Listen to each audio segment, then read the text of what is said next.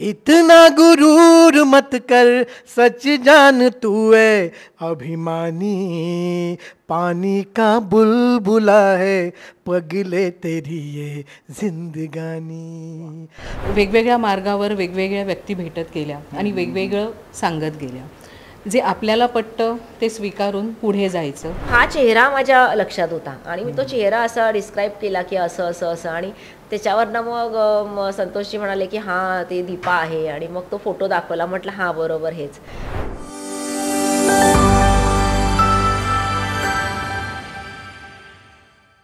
जेव्हा कोणताही विषय अध्यात्मक किंवा त्याच्या अवतीभोवती फिरतो तेव्हा त्या विषयाला अनुसरून खूप साऱ्या गोष्टी येतात, त्या विषयाला अनुसरून खूप सारे अनुभवसुद्धा येतात.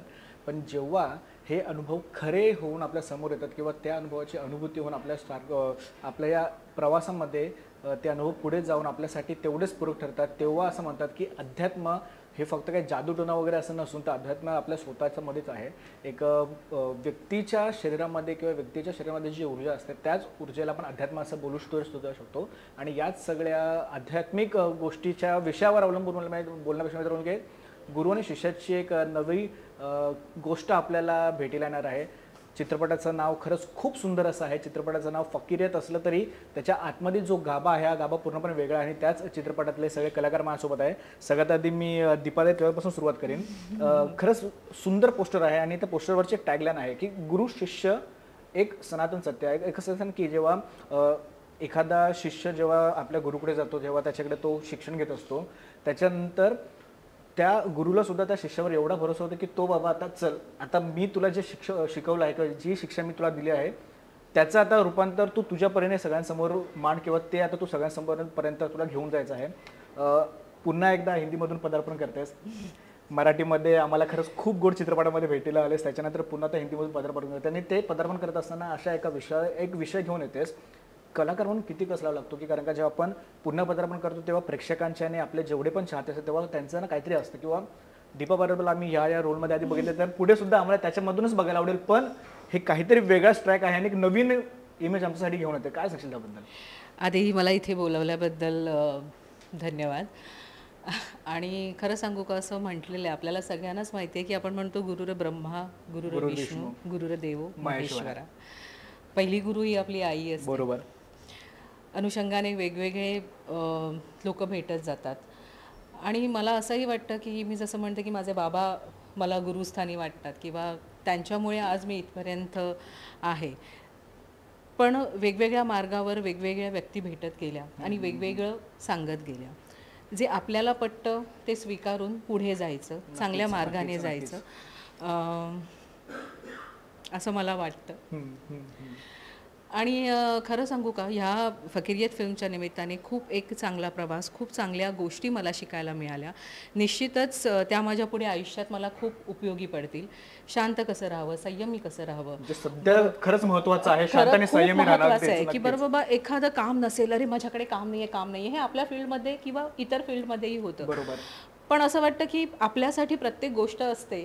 जे म्हणतात ना, जे भाळी लिहिलेलं सटवाई जेव्हा इथे लिहिते तेव्हा ते कुणी पुसत नाही. जे आपलं आहे ते आपल्याला मिळणार, जे आपलं नाहीये ते आपल्याला मिळणारच नाही. त्याच्यामुळे शांतपणे काम करा आणि प्रामाणिकपणे काम करा. कारण मला असं सांगितलं गेलं होतं की अपना काम ईमान से करना, आणि मी प्रयत्न केला आहे, करू इच्छिते आहे पुढेही. आणि अभिनय मला लहानपणापासूनच आवडतो. कदाचित मी माध्यम असेल सगळ्या गोष्टी पुढे अभिनयाद्वारे पोचवण्याचा वगैरे. आणि थँक्स बाबाजींना, गुरुमाईंना, सगळ्या ज्या गोष्टी मला अनुभवायला मिळाल्या त्या शब्दांच्या पलीकडल्या होत्या. आणि माझ्याकडे तेवढी शब्दसंपदा नाही आहे की मी बोलू शकेन, पण खूप छान वाटते, एक वेगळा अनुभव. मला गुरुमाई तुम्हाला विचारायला आवडेल की एक असतं ना की एखादी गोष्ट घडत असते ना तेव्हा ती एकतर आपण स्वतः करत असतो किंवा आपल्याकडून कोणतरी घडवत असतं, आणि जेव्हा आपल्याकडून कोणतरी घडवत असतं तर ती गोष्ट ना चांगल्या मार्गाने जातच असते. मग त्याच्यामध्ये कितीही अडथळे आले तरी ती कुठे ना कुठेतरी जाऊन पुढे एका त्याचा जो पॉईंट असतो किंवा त्याची जी मूळ गाभा असतो तिथपर्यंत पोहोचते. मी संतोष सरांसोबत गप्पा मारल्या तुम्ही येण्याच्या आधी, तेव्हा त्यांनी सांगितलं की असे काही ठिकाणं होतं ना तिकडे शूट करणं खरंच खूप अवघड होतं, पण ते सुद्धा पार पडलंच. काय सांगायला मला तो अनुभव तुमच्याकडून ऐकायला आवडेल, कारण दिग्दर्शकाचा ना एक वेगळा पॉईंट ऑफ व्ह्यू असतो त्या गोष्टीला घेऊन. मला तुमच्याकडून ऐकायला आवडेल त्याबद्दल.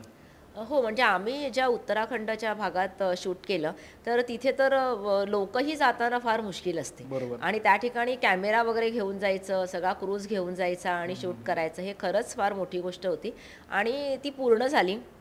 त्यानंतर जो आमचा एकच शॉट होता मणिकर्णिकेला, आणि मणिकर्णिका हा घाट आहे काशीचा, जे स्मशान आहे, आणि त्या ठिकाणी शूट करायचं म्हणजे अक्षरशः आजूबाजूला प्रेतं होती, प्रेतं ठेवून लोक शूटिंग बघायला उभे राहिलेले, प्रेतं जळतायत आणि त्याच्यामध्ये ते शूटिंग होत होतं आणि आमचं लक्ष फक्त आमच्या कामावर होतं. त्यामुळे हा एक वेगळा अनुभव होता. आणि म्हणजे मी तर नेहमीच तिथे थांबते आणि या सगळ्या गोष्टी बघते, पण या सगळ्यांसाठी तो वेगळा अनुभव होता की त्या ठिकाणी इतका वेळ थांबायचं आणि शूट करायचं.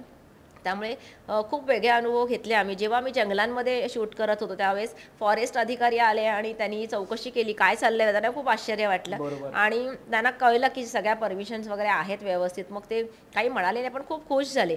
आणि त्यातले जे आमचे 2 AP होते तर ते म्हणाले की अरे मला तर स्वतःला माहीत नाही की इथे बाबाजींची गुफा आहे. त्यामुळे दुसऱ्या दिवशी ते स्वतः गेले, दर्शन केलं आणि खाली आल्यानंतर ते म्हणजे जो आश्रम आहे, गुफा आश्रम आमचा, तर तिथे आले मला भेटायला आणि अगदी नमस्कार केला. म्हणाले की माताजी आपकी वजह से हम गुफा तक गए. म्हणजे तिथल्या निवासी लोकांना सुद्धा तिथली ठिकाणं माहीत नव्हती आणि ती आपण दाखवलेली आहेत. त्यामुळे लोकांसाठी एक तो फार वेगळाच अनुभव असणार आहे. नक्कीच पाहायला. मला चित्रपटाच्या नावाबद्दल सुद्धा तुम्हाला विचारायला आवडेल, कारण का एक प्रेस रिलीज आम्हाला मिळालं चित्रपट रिलीज होण्याच्या आधी. त्या प्रेस रिलीजमध्ये लिहिलेलं की फकीरियत नाव का, कारण का कोणताही एखादा धर्म, समुदाय, पंथ हे कोणत्या जातीच्या भोवऱ्यामध्ये कधीच अडकलेले नसतात किंवा त्या रिंगणामध्ये कधीच अडकलेले नसतात. अध्यात्म सगळ्यांसाठी आहे, मग तो कोणत्याही वेगळ्या जातीचा असू दे किंवा कोणत्याही वेगळ्या धर्मपंथाचा असू दे. फकीरियत नावच का चित्रपटासाठी? खरं तर फकीरियत नाव सुद्धा आदेशावरनंच आलेलं आहे. आणि फकीरियत हा जरी उर्दू शब्द असला, म्हणजे काही लोकांनी विचारलं तसं की उर्दू नाव का दिलंय, का आपले सगळे सनातन संत तुम्ही दाखवलेत, मग उर्दू नाव का दिलंय? तर त्यांना मी हे उत्तर दिलेलं आहे की हे जरी उर्दू वाटत असलं तरी कोणतेही भाषा किंवा कोणताही पोशाख हा धर्म नाही होत. नक्कीच. त्यामुळे म्हणजे मला जे माझ्या गुरुंनी शिकवलंय की भाषा आणि पोशाख हा धर्म नाही, तर आपल्यामध्ये जी इमानदारी आहे, जो आपला प्रामाणिकपणा आहे, आपल्या जबाबदाऱ्या पूर्ण करण्याची जी कसोटी आहे, त्याला आपण धर्म म्हणतो. आणि ज्याच्याकडे ही पुरेपूर असेल तो धर्मनिष्ठ आहे. बरोबर. त्यामुळे हा फकीरियत शब्द त्या सगळ्या आपल्या महात्म्यांची, आपल्या सगळ्या संतांची त्यागी वृत्ती दाखवतं, त्यांची निरासक्त भावना दाखवतं. त्यांच्याकडे इतकं ज्ञान आहे, इतक्या दैवी शक्ती आहेत, तरीही कसलाही आसक्तीभाव न ठेवता ते फक्त लोकांच्या कल्याणासाठी कार्य करतात. आणि हीच फकीरियत वृत्ती आपण त्या सिनेमामध्ये दाखवली आहे. आणि म्हणून फकीरियत नावापेक्षा वेगळं कोणतं नाव त्याच्यासाठी सूट असेल असं मला वाटत नाही. आणि जे आदेशावरनं आले ते बेस्टच असणार. नक्कीच नक्कीच ना. म्हणून तर बोललो ना की जेव्हा एखादी ऊर्जा आपल्याकडे काही गोष्ट घडून आणते ना, तेव्हा ती गोष्ट पूर्णपणे सफल होते असं बोलायला हरकत नाही. संतोष सर, दिग्दर्शकाचा, जसं मी बोललो की दिग्दर्शकाचा पॉईंट ऑफ व्ह्यू वेगळा असतो त्या ठिकाणांना घेऊन किंवा त्या व्हिज्युअल्सला वगैरे सगळ्या घेऊन. चित्रपटाचं ट्रेलर लॉन्च आम्ही बघितला. ट्रेलर सुद्धा खरंच खूप चांगल्यापणे पार पडला आहे आणि प्रत्येक ट्रेलरमध्ये ना काही ठिकाणी अशा गोष्टी आहेत की रिलेट होतं की अरे बाबा हे आमच्यासोबत सुद्धा घडलंय का, हे असं झालंय का वगैरे. एक दिग्दर्शकाच्या हाताला किंवा दिग्दर्शकाचा जो टच असतो ना, तो टच या चित्रपटाला लागलाच आहे. पण जेव्हा आपण अध्यात्मावर एखादा चित्रपट करतो तर दिग्दर्शकाची सगळ्यात मोठी कस असते, कारण का थोडं तरी इकडचे तिकडे झालं तरी त्या अध्यात्माला किंवा त्या एका समूहाला जी माणसं फॉलो करतात त्यांच्याकडून आपल्याला लगेच विरोध येतो. काय सांगायला गेलं या सगळ्या शूटबद्दल आणि सगळ्यात महत्त्वाचं कास्टबद्दल सुद्धा, कारण का कास्टिंग होणं सुद्धा तेवढंच महत्त्वाचं आहे. काय सांगाल त्याबद्दल? ज्या पद्धतीने हसलेत ना इथून एकमेकांची स्माईल आले, मला ऐकायला आवडेल ते. नाही, कास्टिंगचं क्रेडिट पण मी गुरुमाईंनाच देईन, कारण हा चित्रपट म्हणजे एक आदेश आहे. म्हणजे गुरुमाईंना आलेला आदेश आणि गुरुमाईंचा सेवक म्हणून आम्ही तो आदेश पुढे नेला बस. त्यामुळे मी फक्त एक निमित्त मात्र, गुरुमाईंनी मला शोधलं, नाही तर लांबपर्यंत आमचा काही संबंध नव्हता, आणि सांगितलं की संतोष हा तुला आलेला एक आदेश आहे समज, आणि तुला हे कार्य करायचं आहे. त्यामुळे ते चांगलं कार्य, शुभ कार्य म्हणून मी घेतलं. आणि त्यांनीच मला सांगितलं की संतोष आम्हाला दीपा ॲज अ ॲक्ट्रेस म्हणून पाहिजे. त्यामुळे मग दीपाला जेव्हा मी फोन केला तर दीपा पण आधी चाट पडली की एक तर मी फोन केला, म्हणजे आम्ही तसं एकमेकांना ओळखत होतो पण कधी बोललो नाही, कधीच नाही. आणि दीपा तशी म्हणजे पार्टी ॲनिमल नाहीच. अगदीच. आणि अंकुशची जस्ट मी 2 वर्ष आधी फिल्म केली तेव्हा जर काही चुकून ती पण कुठे तेव्हा पण नाही भेटलो आपण, नाही का. पण दीपाला फोन केला, दीपा म्हणाली की संतोष हे नाव तू सजेस्ट केलंय का? त्यांनी सांगितलं, नाही गुरुमाईंनीच सांगितलं. आणि दीपा जेव्हा म्हणाली की मी सध्या त्या प्रोसेसमधून जाते संतोष, कदाचित दीपा तुम्हाला नंतर उत्तर देईल. आणि हे आध्यात्मिक व्हिडिओज किंवा जे काही तिला येत होते पॉडकास्ट वगैरे बघता बघता, त्यामुळे मग ती पण खूप एक्साइट झाली की तिला पण ते खूप अचंबित, म्हणजे तिला वाटलं की नक्कीच मला काहीतरी एक आदेश आहे तो किंवा एक स्पिरिच्युअल बोलावणं आहे की ही फिल्म मी करावी म्हणून. मग ती नेक्स्ट डे गुरुमांना भेटली आणि तिथून मग त्या दोघी एक झाल्या आणि मी वेगळा झालो.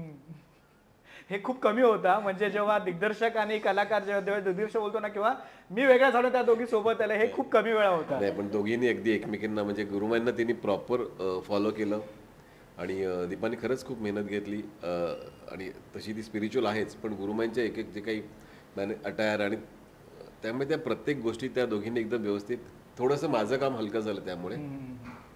आणि दुसरं सांगेन, हा चित्रपट करताना किंवा बघताना लोकांना सांगेन, लोक कुठे ना कुठे कुठच्या ना कुठच्या सीनमध्ये ह्या चित्रपटाशी जुळणार आहेत. कारण प्रत्येकाच्या आयुष्यात वाईट आणि चांगल्या गोष्टी घडतात, तर माणूस गोंधळतो, मग अरे मग गुरु करावा की नाही करावा, की गुरु बघावा की नाही बघा. तर तुम्ही सध्या हा चित्रपट बघा, याच्यातनं तुम्ही स्वतःलाच शोधत जाल आणि स्वतःला तुम्ही सापडाल. आणि मग आयुष्यात कसं गुरु किंवा काय नक्की तर रिलेशन कसं डेव्हलप करायचा.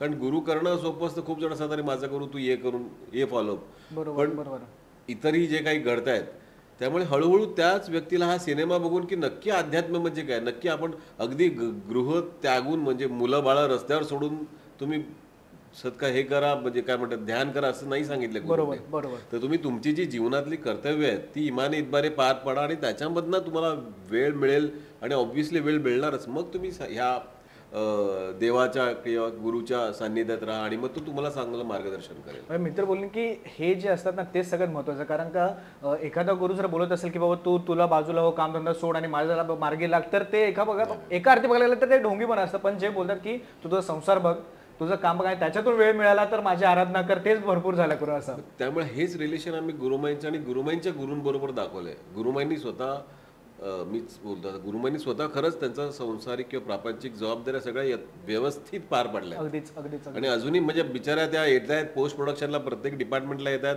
आजही त्यांची तब्येत थोडीशी नरम गरम आहे, डिस्ट्रीब्युशनच्या मीटिंग्स करतायत, PR सगळे बघतायत आणि स्वयंपाक वगैरे करून येतात. क्या बात आहे, वा. सगळ्यात महत्वाचं हे महत्वाचं आहे, कारण काय गृहिणीसाठी सगळ्यात महत्वाचं स्वयंपाक करून येणार. आणि एवढं करून ते फिल्म म्हणजे सिनेमावर पण तेवढंच त्यांचं लक्ष आहे. त्यामुळे त्यांची झालेली साधना म्हणजे इम्पॉसिबल आहे आणि त्यातनं त्यांनी हा सिनेमा करायचा. त्यामुळे हा चित्रपट बघितल्यावर त्या प्रत्येक व्यक्तीला म्हणजे दर्शकाला नक्कीच आपण म्हणजे गुरु त्यात जो गोंधळलेल्या मनस्थितीत असेल तो एकदम क्लिअर होईल. नक्कीच. प्रवीण सर चित्रपट बनतो, चित्रपटाचा संवाद दिला जातं, चित्रपटाचं व्हिज्युअल्स सगळं रेखाटलं जातं, पण ते चित्रपट प्रेक्षकांच्या मनामध्ये तेव्हाच घर करतो जेव्हा त्या चित्रपटाचं म्युझिक तेवढं चांगलं असलं, म्युझिक तेवढं टच झालेलं असतं. आध्यात्मिक चित्रपटाचं म्युझिक करताना ना म्युझिक डायरेक्टरची सुद्धा कस लागलेला असतो, कारण का ते तेवढ्या चांगल्या पद्धतीने त्याचं लिखाण झालं पाहिजे, गीतांचं लिखाण झालं पाहिजे आणि तेवढं चांगल्या सहज पद्धतीने प्रेक्षकांपर्यंत पोहोचलं सुद्धा पाहिजे. कशी होती प्रोसेस ही सगळी? एकंदरीत एक वेगळी प्रोसेस होती असं म्हणायला हरकत नाही, कारण की आपण नॉर्मली कमर्शियल मूवी करतो त्याच्यामध्ये बाबा एक रोमॅन्टिक गाणं असतं, एक म्हणजे उडत्या चालीचं गाणं असतं, एक ॲटम सॉन्ग असतं, असे पुष्कळ फिल्म्स केले आहेत मी. परंतु जेव्हा ही फिल्म आली, ॲक्च्युली ही फिल्म पुष्कळ प्रथित यश म्युझिक डायरेक्टरकडे जाऊन आली, पण काही टेक्निकल किंवा कमर्शियल गणित जुळत नसल्यामुळे ती त्याच्यामध्ये मारी वर्णी लागली असं म्हणायला हरकत नाही. त्याच्यामध्ये वर्णी लागली म्हटलं मी, पण यांचं म्हणणं बरोबर आहे की माईने काय म्हटलं की एक स्क्रॅच म्हणून आम्हाला पहिला ऐकवा, एक स्क्रॅच बनवून पहिला ऐकवा.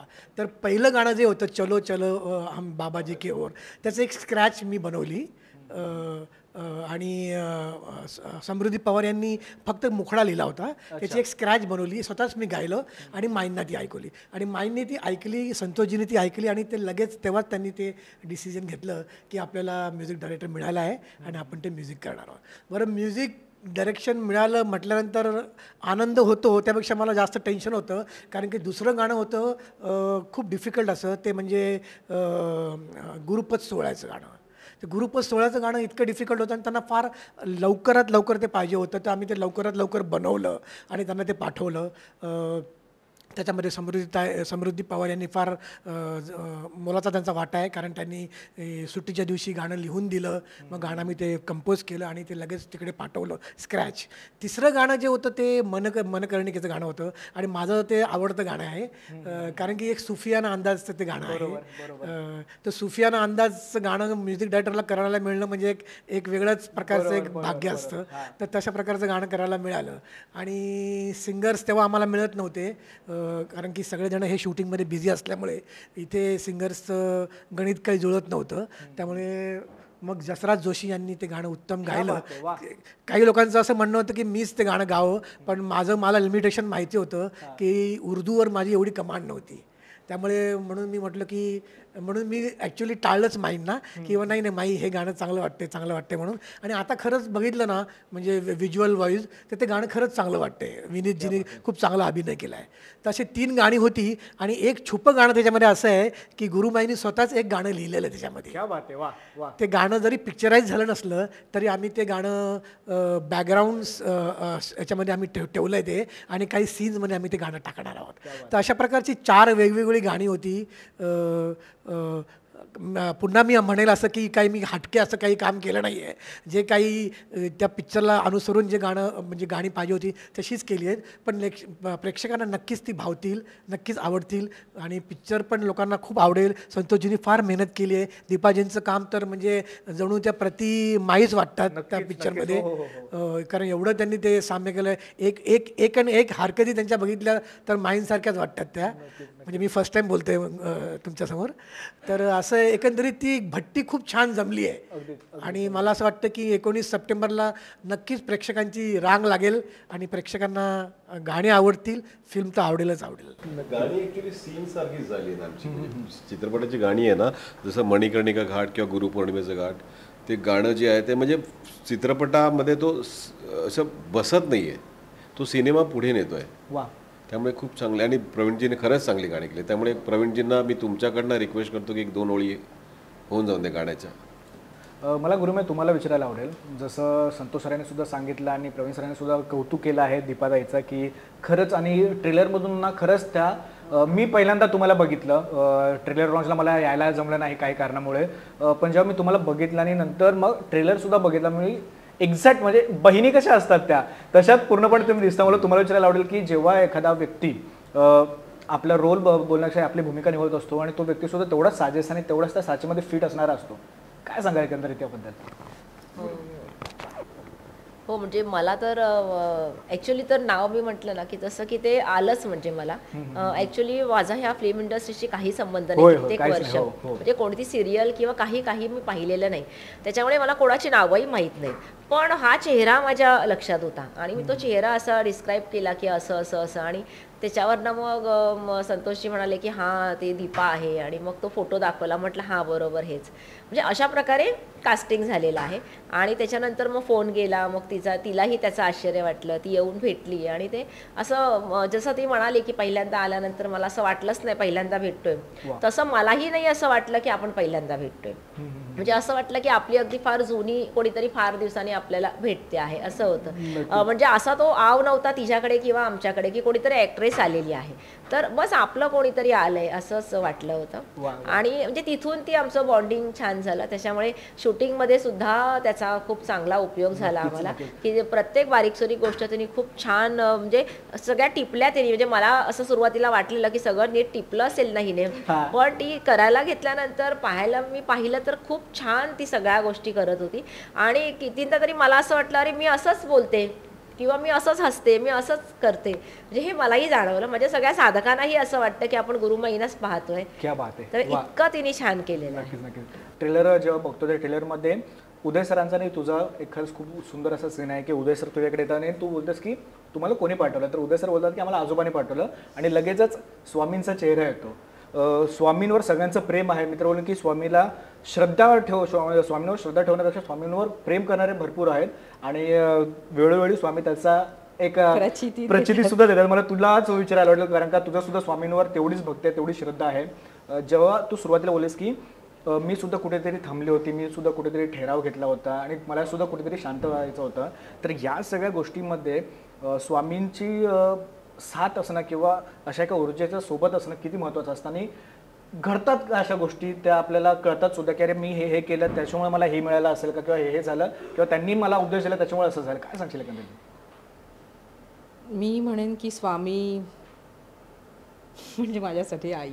म्हणजे मी स्वामींशी भांडते, स्वामींशी बोलते किंवा रादर सगळेच जण जे स्वामींना मानतात किंवा आणि स्वामी असं कधीही सांगत नाहीत की तू मेहनत करू नको तुला सहज गोष्टी मिळतील, पण ते योग्य पाथ दाखवतात, तुम्हाला ती पॉझिटिव्ह एनर्जी देतात, ज्याला आता आपण कॉस्मिक एनर्जी म्हणतो. आपल्याला जाणवतं की तू त्या खूप छान वाईब्स आहेत. आणि क्रियायोग मी असं म्हणेन की जास्त गुरुमाई चांगलं सांगू शकतात, पण जे काही श्वासांचे प्रकार झाले किंवा जे काही सगळ्या त्यांनी मुद्रा शिकवल्या त्या गोष्टींचा खूप फायदा झाला मला. मेडिटेशन करताना खूप फायदा झाला आणि खूप छान वाटलं. त्याच्यामुळे एक चांगला पाथ मिळाला असं मी म्हणेन की अजून पुढे जायचं आहे, अजून शिकायचं आहे सगळ्याच बाबतीत, अभिनयाच्या बाबतीतही ह्या बाबतीतही. कारण शांत असणं अभिनय करतानाही फार उपयोगी पडतं की तुमचं कॅरेक्टर शोधताना. सो छान चाललंय, मस्त वाटतंय की मुलाने असं सांगितलं की मला हे जमत नाहीये, का जमत नाहीये, बरं होईल, हा फरक पडलाय. सगळ्यात महत्त्वाचा फरक आला असं बोलायची हरकत नाही. मला दिग्दर्शक सर तुम्हाला विचारायला आवडेल की जसे तुम्ही बोललात की सगळ्याच गोष्टी चांगल्या पद्धतीने जुळून सगळ्या आदेश ज्या पद्धतीने मला दिले त्या पद्धतीने एक एक गोष्टी होत गेल्या. मला या चित्रपटातली एक गोष्ट सुद्धा आवडली की चित्रपटाला निर्मातासारखा निर्माता नाही आहे. प्रत्येक जेवढे पण गुरुमाईंना किंवा क्रियायोग याला जेवढे पण फॉलो करतात ते सगळे फॉलोअर्सनी त्यांच्या परीने योगदान करून हा चित्रपट बनला आहे. पोस्ट प्रोडक्शन वगैरे या सुद्धा गोष्टी तेवढ्याच महत्त्वाच्या असतात चित्रपट बनवताना. कसं जुळून आलं सगळं? कारण का असतं ना की जर आपल्या मागे बळकट निर्माता असेल ना तर आपल्याला कोणत्याच गोष्टीचं टेन्शन नसतं. चित्रपटाच्या बाबतीतलं काय सांगायला आपण? नाही, चित्रपट बनवताना तसा विशेष काही प्रॉब्लेम आला नाही, कारण ह्यांचे जे सेवक आहेत किंवा साधक आहेत ते सतत आमच्यासोबत जुळलेले आहेत आणि स्वतः गुरुमाई सगळ्या डिपार्टमेंटमध्ये म्हणजे अगदी सुरुवात स्क्रिप्टपासून किंवा त्यांच्याच पुस्तकावर आधारित स्क्रिप्ट लिहिली आहे. त्यामुळे कुठचे सीन्स असायला पाहिजे, कुठचे सीन्स नसायला पाहिजे, साधारण लेंथ काय असायची त्या हिशोबात थोड्या मी त्यांना जे काही गाईडलाईन माझा एक्सपिरियन्स त्यांना शेअर केला. आणि आताही त्यांचे मेन साधक म्हणजे अमित किंवा कुमार, सुनील, सुहास हे सगळे असतातच सेटवर किंवा प्रोडक्शनमध्ये पण. म्हणजे प्रॉपर असं आम्ही प्रोडक्शन कंट्रोलर वगैरे हायर केलाच नाही आहे. आणि सोबत टीम पण कदाचित आम्हाला अशी लाभली की कोणीही याचा एक्स्ट्रा म्हणजे गैरफायदा घेतला नाही की काही नाही. सगळ्यांनी आपली कामे इमान इतबारे पार पडली आणि त्यामुळे कुठेही उगाच अननेसेसरी शिफ्ट वेस्ट किंवा वेस्टेज असं काही केलं नाही आहे. आणि आताही आम्हाला पोस्ट प्रोडक्शनला जे टीम मिळाली रितेश किंवा VFX करणारी ते पण खूप चांगले लोक आहेत आणि व्यवस्थित काम आहेत. त्यामुळे कदाचित तो एक आदेश आहे किंवा ते त्यांनी ठरवलं की हे कार्य व्हायचं आहे, घडायचं आहे.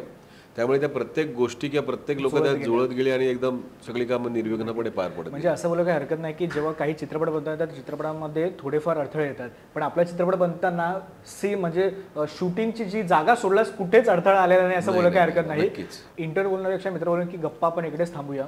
19 तारखेनंतर आपण भेटू. चित्रपट बघितल्यानंतर अजून गप्पा मारायला आवडेल. पण ह्या गप्पा संपत असताना मित्रबोली संपत असं बोललो की थोडा ब्रेक घेताना मला हा ब्रेक म्युझिक डायरेक्टरकडून घ्यायला आवडेल. कारण का सुरुवातीला बोलत की जर एवढी गाणी सुंदर झाली तर त्या गाण्याच्या 2 ओळी आम्हाला ऐकायला आवडतील.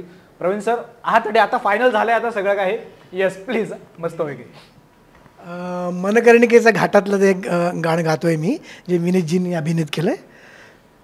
इतना गुरूर मत कर सच जान तू है अभिमानी, इतना गुरूर मत कर सच जान तू है अभिमानी, पानी का बुलबुला है पगले तेरी ये जिंदगानी, खाक में मिलोगे एक दिन, खाक में मिलोगे, खाक में मिलोगे एक दिन, न रहेगी कोई निशानी, इतनी सी है कहानी तेरी, इतनी सी है कहानी ओ प्राणी, इतनी सी है कहानी तेरी, इतनी सी है कहानी. क्या बात आहे, क्या बात आहे, क्या बात आहे. नाही खरंच खूप भारी वाटतं. नक्कीच नक्कीच नक्कीच. तुर्तास इथे थांबतो. जसं मी सुरुवातीला बोललो की 19 तारखेला आपण ज्या चित्रपट आपला चित्रपटगृहामध्ये बघायला आम्ही जाऊ. त्याच्यानंतर आपण भेटू, त्याच्यानंतर पुन्हा एकदा बनवू, कारण का त्याच्यानंतर आम्हाला सुद्धा कळेल की चित्रपट कसा आहे, काय आहे. त्याच्यानंतर गप्पा मारायला खरंच खूप भारी वाटेल. तोपर्यंत धन्यवाद आमच्यासोबत गप्पा मारायला, लेट्सअप सोबत गप्पा मारल्याबद्दल, आणि तुमच्यासोबत तुमच्या संपूर्ण टीमला all the very best. Thank you. जय बाबाजी. सोशल मीडियाच्या भाऊ गर्दीत विश्वासार्हतेने चकाकणारे नाव म्हणजे लेट्सअप मराठी. सगळ्यांना, सगळ्या नागरिकांना ती स्पीच, ती लेट्सअप वरील मुलाखती म्हणजे विचारांचा खजिना. त्यानंतरच्या निवडणुकीमध्ये मला सोडून गेले. बातम्या केवळ वस्तुस्थिती सांगणाऱ्या, न प्रोपगंडा, फक्त जनतेचा अजेंडा. क्योंकि आने वाला कल जाने वाला है, जाने वाला कल आने वाला है. राजकारण, मनोरंजन असो की क्रीडा क्षेत्र, महाराष्ट्राची स्पंदने संवेदनशीलतेने टिपणारे माध्यम म्हणजे लेट्सअप मराठी. जगासोबत एक पाऊल पुढे राहण्यासाठी लेट्सअपचे ॲप, सोशल मीडिया आणि वेबसाईट सोबत कनेक्टेड रहा.